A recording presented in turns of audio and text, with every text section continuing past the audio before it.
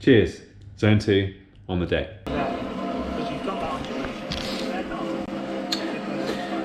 So about half an hour into my zone 2, heavily focusing on the pedalling technique.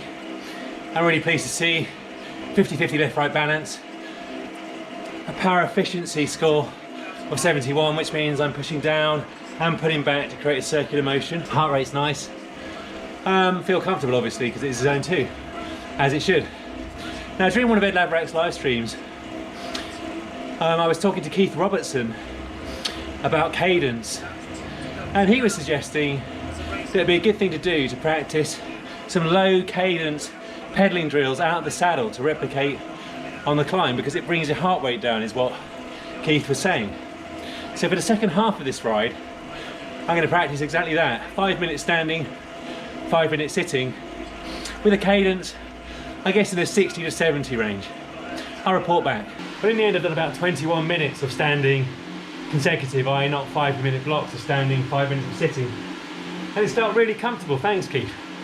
My heart rate has come up a little bit, from about 140 to 153. But the power has also come up a bit, and I feel super comfortable. I reckon I'm about 210 to 220 watts, rather than kind of 185 to 195 watts when I'm seated. So now, to round off our little experiment, #science, I'm going to go seated for 5 minutes and sustain 200 watts and see if my heart rate comes back down. I'll report back. Cheers, Keith. So the heart rate stays stable, but really interestingly, the efficiency of my pedalling stroke has improved. A score of 73 rather than 71, and I reckon that's because that 20 minutes or so out the saddle really fires up the hamstrings and the glutes, which of course is more important for the pull through than the quads. So nice tip, Keith. Basically, mixing it up a bit, seated and standing, could improve your pedaling technique, and for the same kind of perceived effort, the standing gives you more power and therefore probably better on the climb once the incline gets past a certain point. Gonna wind it up now, but I actually feel really good. Definitely holding myself back today, which is a good sign. So onwards. But it all sounds very jolly and uplifting upstairs. I wonder what's going on. Some lying on the floor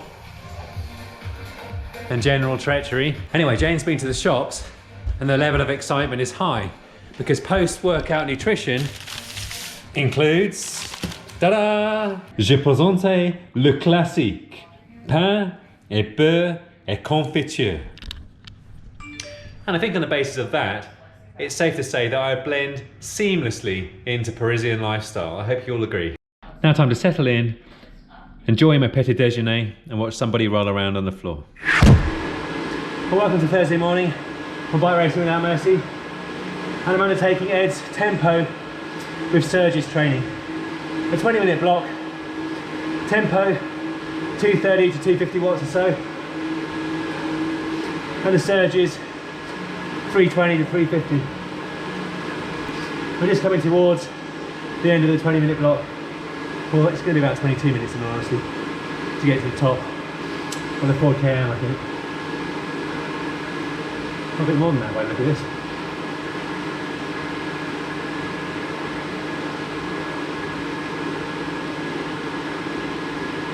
Seconds away, 24.50 from the 2-minute high intensity effort.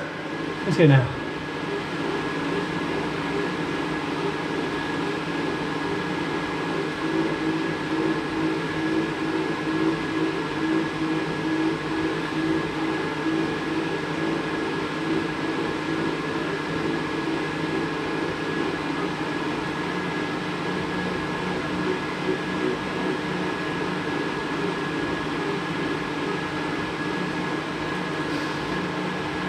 That felt good. Let's see how fast the heart rate recovers at tempo.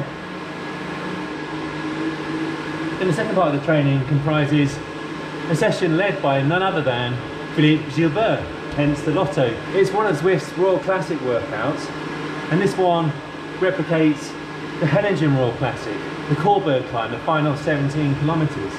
And basically it's a little race simulation over that final 17 kilometres. And Zwift, as you can see on the screen, has prescribed a range of different wattages with some kind of tempo, some attacks, some recovery at threshold, I guess, some more attacks and tempo, that kind of thing. It's a relative smorgasbord. It's meant to simulate the kind of surges you need to be at the sharp end, I guess, of one of the Ardennes classics. Now I've just fit the camera here to Mike Dodson. We follow each other on Strava. Hey Mike, you're on camera. He's a very strong rider indeed, huge power. It'll be interesting to see if we both manage to complete this, because there are some really big power surges here for quite sustained times. It looks like it's going to be quite a lot of fun. Anyway, right on Mike. Now here's the first of the nasty climbs, about 15 seconds away. The power is going up very considerably, north of 300 for about 3 minutes. Let's see how I manage.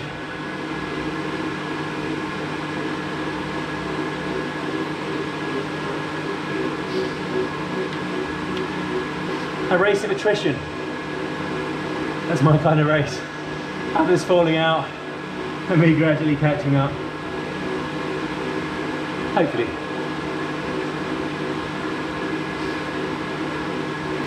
Okay, 50 seconds at 390 now.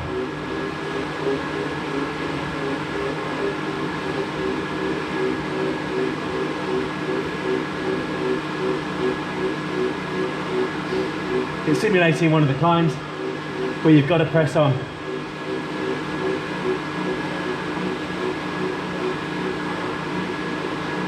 Okay, the climbs are coming thick and fast. A new climb, about 13 seconds away. It's 2 minutes, or 2.5 minutes of very nasty intensity, starting with 1 minute at 4:15, or 1:07. Out of the seats, I think. Saddle, sorry.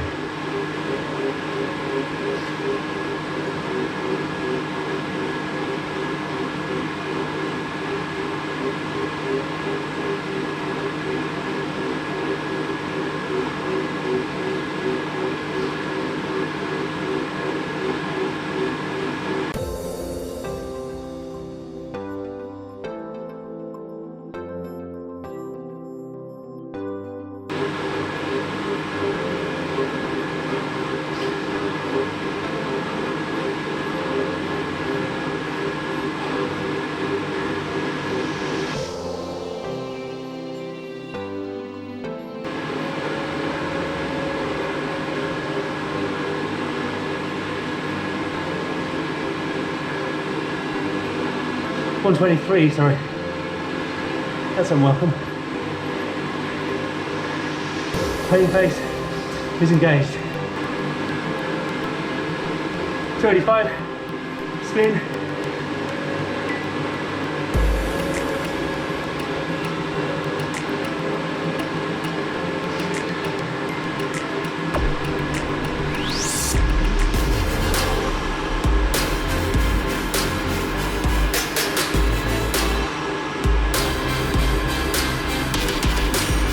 Right, I'm not interested.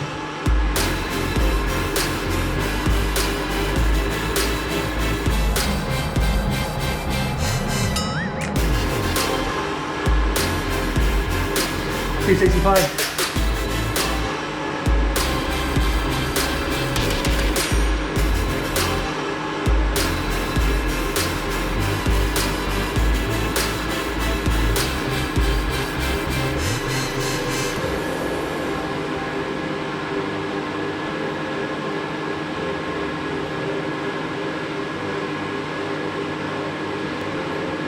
Wow, look at the sweat.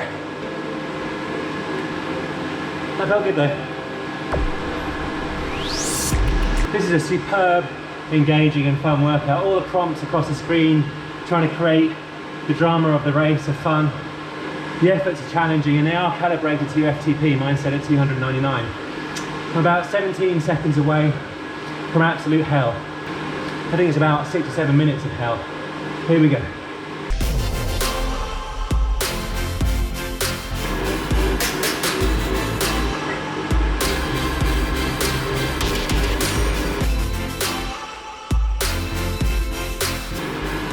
The next climb's coming, it's a punchy one. trying to keep the heart rate under control. I'm not going to talk much.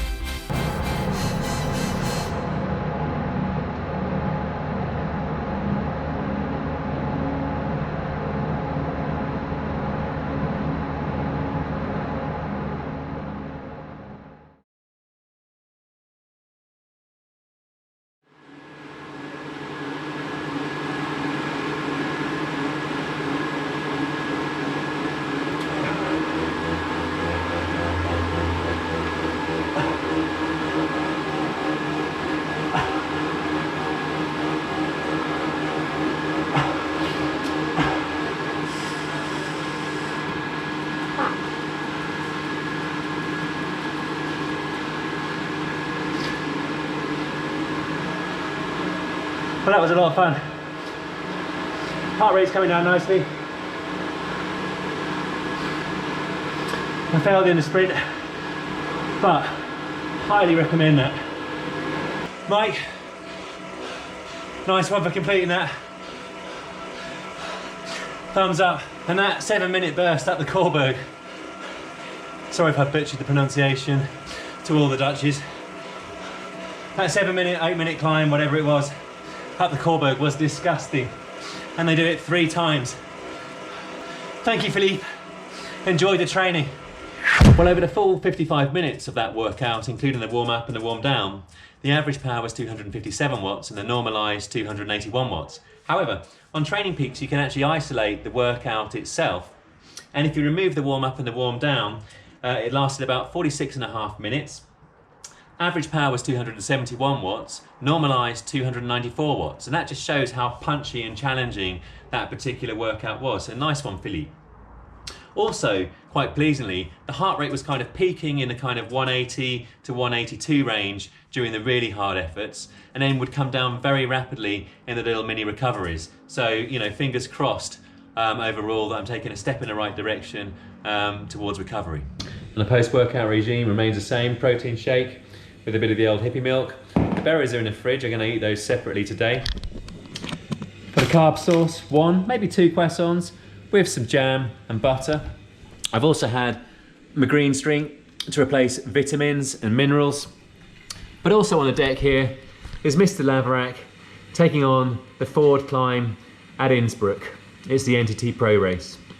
Welcome to Friday morning, and time for a little bit of zone 2. Starting off, the operative words being starting off, with none other than Tour de France champion Geraint Thomas. It's one of his 3 12-hour shifts on Zwift to raise money for the heroes and the heroines of the NHS.